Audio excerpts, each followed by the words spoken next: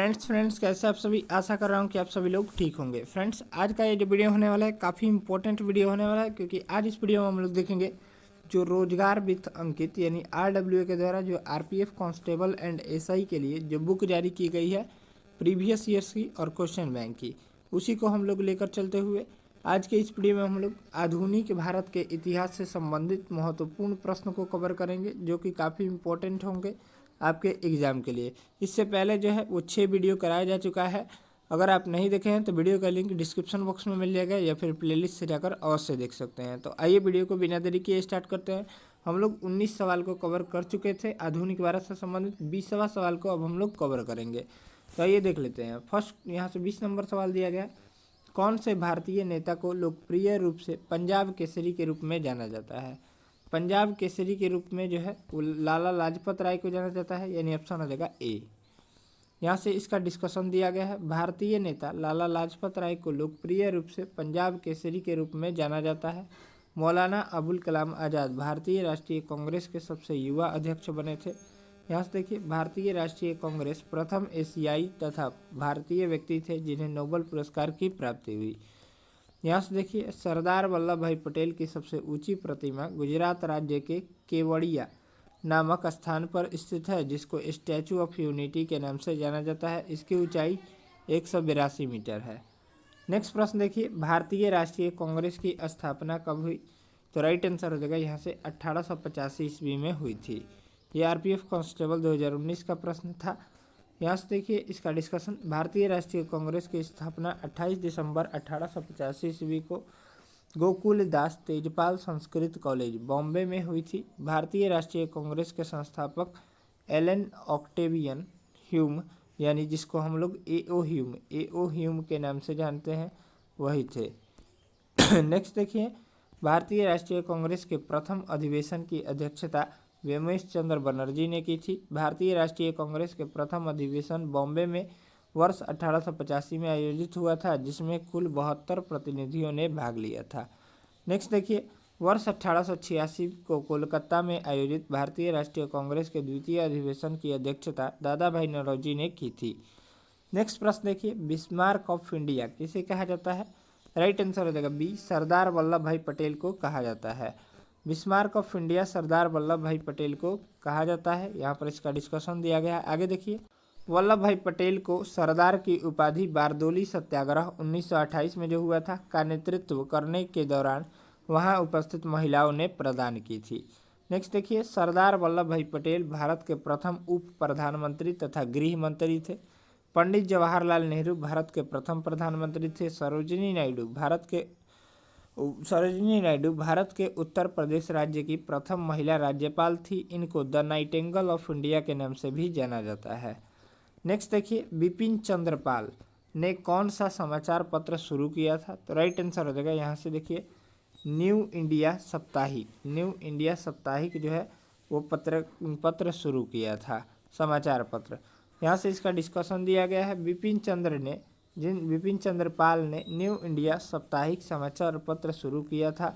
New India साप्ताहिक समाचार पत्र अंग्रेजी भाषा में वर्ष 1901 में प्रकाशित हुआ था। बिपिन चंद्र पाल भारतीय राष्ट्रीय कांग्रेस के गरम दल से संबंधित थे। नेक्स्ट देखिए, सुधारक यानी साप्ताहिक समाचार पत्र की शुरुआत गोपाल आगरकर ने की थी। यह अंग्रेजी तथा मराठी दोनों भाषाओं में प्रकाशित होता था। यह वर्ष 1888 ईस्वी में प्रकाशित हुआ था। नेक्स्ट देखिए, वंदे मातरम साप्ताहिक समाचार पत्र की शुरुआत अरविंद घोष ने की थी। यह अंग्रेजी भाषा में प्रकाशित होता था। यह वर्ष 1905 में प्रकाशित हुआ था। नेक्स्ट देखिए, तलवार समाचार पत्र से संबंधित व्यक्ति वीरेंद्र नाथ चट्टोपाध्याय तथा मैडम भीकाजी कामा थे। ठीक है। नेक्स्ट प्रश्न देखिए, ब्रह्म समाज के संस्थापक कौन थे। तो ये पहले हम बता चुके हैं। ब्रह्म समाज के संस्थापक राजा राम मोहन राय हैं, यानी ऑप्शन देखिए यहाँ से ए ऑप्शन राइट हो जाएगा, राजा राम मोहन राय। राजा राम मोहन राय ने ब्रह्म समाज की स्थापना वर्ष 1828 ईस्वी में की थी। इन्हें भारतीय नवजागरण का अग्रदूत माना जाता है। इनके द्वारा 1815 ईस्वी में आत्मीय सभा की स्थापना की गई थी। नेक्स्ट देखिए, राजा राम मोहन राय द्वारा 3 पत्रिकाओं का प्रकाशन किया गया, जो कि निम्नलिखित है। 1 नंबर संवाद कौमुदी यानी साप्ताहिक पत्रिका बंगाली भाषा में। 2 नंबर है ब्राह्मणवादी और 3 नंबर है मियात उल अखबार साप्ताहिक भाषा फारसी। मुगल सम्राट अकबर द्वितीय ने राजा राम मोहन राय को राजा की उपाधि से सुशोभित किया था। राजा राम मोहन राय के अथक प्रयासों के फलस्वरूप ही भारत में सती प्रथा पर रोक लगी थी। राजा राम मोहन राय की मृत्यु 27 सितंबर 1833 को ब्रिस्टल ब्रिटेन में हुई थी।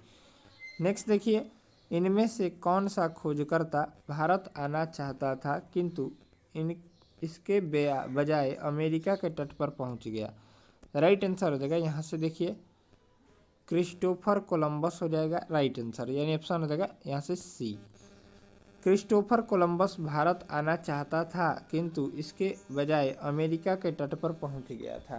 क्रिस्टोफर कोलंबस का जन्म जेनोवा इटली में हुआ था। यहाँ से देखिए क्रिस्टोफर कोलंबस ने अपनी प्रथम यात्रा पालोस बंदरगाह स्पेन से वर्ष 1492 ईस्वी में शुरू की थी। क्रिस्टोफर कोलंबस को अमेरिका की खोज के लिए जाना जाता है। नेक्स्ट प्रश्न देखिए, भारत में अपने निमंत्रण को बढ़ाने हेतु ब्रिटिश और भारतीयों के बीच कई युद्ध लड़े गए थे, परंतु निम्नलिखित में से जो उसमें शामिल नहीं था वो कौन सा था? राइट आंसर हो जाएगा डी एंग्लो बंगला हो जाएगा बंगला। यहाँ से देखिए एंग्लो बंगला युद्ध कभी लड़ा नहीं गया। एंग्लो व तथा अंग्रेज भारत में मुगलों के पतन के पश्चात अंग्रेजों का आगमन हुआ। अंग्रेजों ने भारत पर अपने एकाधिकार तथा वर्चस्व को स्थापित करने के उद्देश्य से लड़ाइयाँ लड़ी। नेक्स्ट देखिए, जिनमें से कुछ महत्वपूर्ण युद्ध निम्नलिखित है। एंग्लो मराठा युद्ध, प्रथम एंग्लो मराठा युद्ध 1775 से 1782 में हुआ था। द्वितीय एंग्लो मराठा युद्ध 1803 से 5 में हुआ था। तृतीय एंग्लो मराठा युद्ध 1817 से 18 में हुआ था। एंग्लो सिख युद्ध, प्रथम एंग्लो सिख युद्ध जो हुआ था 1845 से 46 में। द्वितीय एंग्लो सिख युद्ध 1848 से 49 में। एंग्लो मैसूर युद्ध, प्रथम एंग्लो मैसूर युद्ध 1767 से 69 में। द्वितीय एंग्लो मैसूर युद्ध 1780 से 84 में। तृतीय एंग्लो मैसूर युद्ध 1790 से 92 में। चतुर्थ एंग्लो मैसूर युद्ध 1798 से 1799 में। नेक्स्ट देखिए 27 नंबर सवाल यहाँ पर देख लेते हैं। शिवाजी का जन्म इनमें से किस किले में हुआ था? तो राइट आंसर हो जाएगा डी ऑप्शन शिवनेरी के किले में हुआ था, यानी ऑप्शन हो जाएगा डी। यहाँ से राइट आंसर हो जाएगा डी ऑप्शन। यहाँ से देखिए इसका व्याख्या दिया गया है। शिवाजी का जन्म 6 अप्रैल 1627 को शिवनेरी के दुर्ग में हुआ था। शिवाजी के पिता का नाम सहजी भोसले तथा माता का नाम जीजाबाई था। शिवाजी का राज्याभिषेक 1674 ईस्वी में हुआ था। राज्याभिषेक होने के पश्चात इनको छत्रपति की उपाधि से सुशोभित किया गया। शिवाजी की मृत्यु 1680 ईस्वी में हो गई थी। नेक्स्ट प्रश्न देखिए, मराठों ने किस वर्ष में अहमद शाह अब्दाली से पराजित होकर सत्ता खो दी थी? तो राइट आंसर हो जाएगा 1761 ईस्वी में। यहाँ से देखिए मराठों ने वर्ष 1761 ईस्वी में अहमद शाह अब्दाली से पराजित होकर सत्ता खो दी थी। पानीपत का तीसरा युद्ध 14 जनवरी 1761 ईस्वी को मुगलों तथा मराठों के मध्य लड़ा गया था, यह हुआ था। पानीपत के तीसरे युद्ध में मराठा सेना का नेतृत्व सदाशिव भाऊ तथा मुगलों का नेतृत्व अहमद शाह अब्दाली ने किया था। नेक्स्ट देखिए, पानीपत के तीसरे युद्ध में मराठा सेना मुगल सेना से बुरी तरह पराजित हुई थी। नेक्स्ट प्रश्न देखिए, दांडी मार्च कब आयोजित किया गया था? राइट आंसर हो जाएगा यहाँ से ए ऑप्शन 1930 में आयोजित किया गया था। दांडी मार्च वर्ष 1930 में आयोजित हुई थी। दांडी मार्च की शुरुआत 12 मार्च 1930 को महात्मा गांधी द्वारा की गई थी। महात्मा गांधी द्वारा साबरमती आश्रम अहमदाबाद से अपने 78 अनुयायियों के साथ इस मार्च सत्याग्रह की शुरुआत हुई। दांडी मार्च 24 दिनों तक चला था, जिसके अंतर्गत कुल 241 मील पैदल दूरी तय की गई। 6 अप्रैल 1930 को अंततः दांडी पहुंचकर महात्मा गांधी ने दांडी मार्च को भंग कर दिया था। नेक्स्ट प्रश्न देखिए, रंगपुर विद्रोह कब हुआ? यहाँ से जो ऑप्शन राइट हो जाएगा वो हो जाएगा सी ऑप्शन। 1783 ईस्वी में रंगपुर विद्रोह हुआ था। यहाँ से देखिए रंगपुर विद्रोह वर्ष 1783 को बंगाल में उत्पन्न हुआ था। रंगपुर विद्रोह बंगाल के कृषक विद्रोह में से एक महत्वपूर्ण विद्रोह था। नेक्स्ट प्रश्न देखिए 31 नंबर, दिल्ली चलो का नारा किसने दिया था? दिल्ली चलो का नारा जो दिया था वो राइट आंसर हो जाएगा नेताजी सुभाष चंद्र बोस ने दिया था, यानी ऑप्शन हो जाएगा ए। यहाँ से देखिए दिल्ली चलो का नारा नेताजी सुभाष चंद्र बोस ने दिया था। 5 जुलाई 1943 को नेताजी सुभाष चंद्र बोस ने सिंगापुर के टाउन हॉल के समक्ष सुप्रीम कमांडर के रूप में अपनी सेना को संबोधित किया तथा उनको दिल्ली चलो का नारा दिया था। नेक्स्ट देखिए, तुम मुझे खून दो मैं तुम्हें आज़ादी दूंगा का नारा भी नेताजी सुभाष चंद्र बोस ने ही दिया था। इनके द्वारा दिए गए अन्य प्रसिद्ध नारों में जय हिंद का नारा भी है। यहाँ से देखिए नेक्स्ट प्रश्न, अलीगढ़ में मोहम्मडन एंग्लो ओरिएंटल कॉलेज किसने स्थापित किया था? राइट आंसर हो जाएगा बी, सैयद अहमद खान ने स्थापित किया था। अलीगढ़ में मोहम्मडन एंग्लो ओरिएंटल कॉलेज को सैयद अहमद खान ने स्थापित किया था। इसका आधुनिक नाम अलीगढ़ मुस्लिम विश्वविद्यालय है। इसकी स्थापना वर्ष 1875 में हुई थी। वर्ष 1920 में मोहम्मडन एंग्लो ओरिएंटल कॉलेज के नाम परिवर्तित कर अलीगढ़ मुस्लिम विश्वविद्यालय कर दिया गया। यहाँ से देखिए सैयद अहमद खान को अलीगढ़ आंदोलन का प्रमुख माना जाता है। भारतीय स्वतंत्रता संग्राम 1857 के प्रमुख कारणों को स्पष्ट करने के लिए इन्हें the causes of the Indian revolt नामक पुस्तक लिखी थी। सैयद अहमद खान को ही साइंटिफिक सोसाइटी की स्थापना का श्रेय जाता है। नेक्स्ट प्रश्न देखिए, ब्रिटिश इंडिया कंपनी द्वारा नियुक्त वर्ष 1833 में भारत का पहला ब्रिटिश गवर्नर जनरल कौन था? 4 ऑप्शन दिए गए हैं, तो इसका जो राइट आंसर हो जाएगा विलियम बेटिंग हो जाएगा, यानी ऑप्शन हो जाएगा डी। भारत का पहला British governor general William Bentinck था। गवर्नर जनरल के पद बेटिंग का कार्यकाल विलियम बेटिंग का कार्यकाल 22 अप्रैल 1834 से 20 मार्च 1835 तक था। नेक्स्ट देखिए, लाहौर कांग्रेस अधिवेशन के अध्यक्ष कौन थे? राइट आंसर हो जाएगा ए, पंडित जवाहरलाल नेहरू थे। यहाँ से देखिए भारतीय राष्ट्रीय कांग्रेस के लाहौर अधिवेशन की अध्यक्षता पंडित जवाहरलाल नेहरू ने की थी। भारतीय राष्ट्रीय कांग्रेस का लाहौर अधिवेशन दिसंबर 1929 में आयोजित हुआ था। इस अधिवेशन में ही स्वराज यानी पूर्ण स्वतंत्रता का प्रस्ताव पारित किया गया था। इस अधिवेशन में ही 26 जनवरी 1930 ईस्वी को प्रथम स्वतंत्रता दिवस के रूप में मनाए जाने की घोषणा की गई थी। नेक्स्ट प्रश्न देखिए, बंगाल का विभाजन कब हुआ था? तो बंगाल का विभाजन जो हुआ था 1905 में हुआ था। बंगाल का विभाजन वर्ष 1905 में हुआ था, यानी ऑप्शन हो जाएगा सी। बंगाल का विभाजन की घोषणा तत्कालीन वायसराय लॉर्ड कर्जन द्वारा 19 जुलाई 1905 को की गई थी। बंगाल विभाजन 16 अक्टूबर 1905 से प्रभावी हुआ था। नेक्स्ट देखिए, 16 अक्टूबर 1905 ईस्वी को संपूर्ण बंगाल में राष्ट्रीय शोक दिवस के रूप में मनाए जाने की घोषणा हुई थी। वर्ष 1911 में हार्डिंग ने बंगाल विभाजन को रद्द कर दिया। लॉर्ड हार्डिंग ने बंगाल विभाजन को रद्द कर दिया था। ठीक है, ध्यान में रखिएगा। नेक्स्ट प्रश्न देखिए 36 नंबर, इनमें से किसने सविनय अवज्ञा आंदोलन तमिलनाडु में आयोजित किया था? राइट आंसर हो जाएगा ये, श्री राजगोपालाचारी ने। श्री राजगोपालाचारी द्वारा यहाँ से देखिए तमिलनाडु में सविनय अवज्ञा आंदोलन जैसा एक आंदोलन का आयोजन किया गया था। श्री राजगोपालाचारी स्वतंत्र भारत के प्रथम भारतीय गवर्नर जनरल थे। इनका कार्यकाल 21 जून 1948 से 26 जनवरी 1950 तक रहा। श्री राजगोपालाचारी को भारत रत्न वर्ष 1954 में मिला था। श्री राजगोपालाचारी भारत रत्न से सम्मानित होने वाले प्रथम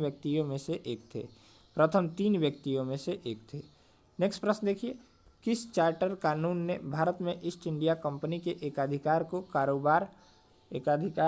कारोबार को खत्म कर दिया? तो राइट आंसर हो जाएगा चार्टर अधिनियम 1813। यहाँ से देखिए चार्टर अधिनियम 1813 ने भारत में ईस्ट इंडिया कंपनी के व्यापारी के एकाधिकार को समाप्त कर दिया। चार्टर अधिनियम 1813 ने ब्रिटेन के सभी व्यापारियों को भारत से व्यापार करने की छूट प्रदान कर दी थी। नेक्स्ट प्रश्न देखिए, 38 नंबर, निम्नलिखित में से किस प्रणाली को भारत में अंग्रेजी साहित्य का मैग्ना कार्टा कहा जाता है? राइट आंसर हो जाएगा सी, वुड्स डिस्पैच को।